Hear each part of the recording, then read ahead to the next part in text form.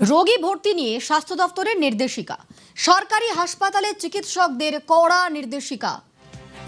স্বাস্থ্য দপ্তরের কড়া নির্দেশিকা। রোগী ভর্তি থেকে 72 ঘন্টা প্রাইভেট প্র্যাকটিস নয়। আর কি বলেছে স্বাস্থ্য দপ্তর জানবো। আমার সঙ্গে অভিজিৎ চন্দ্র রয়েছেন। অভিজিৎ, অনিন্দিতা, বহু ক্ষেত্রেই রাজ্যের বিভিন্ন সরকারি হাসপাতালে যখন পেশেন্ট ভর্তি হন, রোগী ভর্তি হওয়ার পর অনেক ক্ষেত্রে অভিযোগ ওঠেছে যে সংশ্লিষ্ট ডাক্তার তিনি রোগীকে ভালোভাবে দেখছেন না, এবং সেই ক্ষেত্রেই রাজ্যের সমস্ত সরকারি হাসপাতালে রোগী ভর্তি হওয়ার পর যাতে তার চিকিৎসায় কোনো রকম সমস্যা বা বিঘ্ন না হয় তার জন্য এই কঠোর নির্দেশিকা জারি করেছে রাজ্য স্বাস্থ্য দপ্তর। রোগী ভর্তির দিন এবং তার পরবর্তী আরো দুদিন কোনো রকম প্রাইভেট প্র্যাকটিস করতে পারবেন না সরকারি চিকিৎসকরা। কারণ যে সমস্ত চিকিৎসক নন প্র্যাকটিসিং অ্যালাউন্স নেন তাদের জন্য এটা প্রযোজ্য।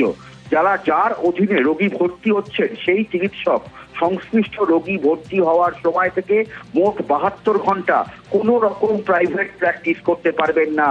নির্দেশিকায় জানানো হয়েছে যে Paschimbanga medical education service rules অনুযায়ী জনস্বার্থে প্রয়োজনীয় মনে করলে কোনো চিকিৎসকের প্রাইভেট প্র্যাকটিস করা সম্পূর্ণ বা আংশিকভাবে প্রত্যাহার করতে পারবে রাজ্য সরকার। তার জন্যই রোগীদের আরো ভালোভাবে যাতে দেখাশোনা করতে পারেন, পর্যবেক্ষণ করতে পারেন, সেই উপলব্ধি করেই এই সিদ্ধান্ত নেওয়া হয়েছে।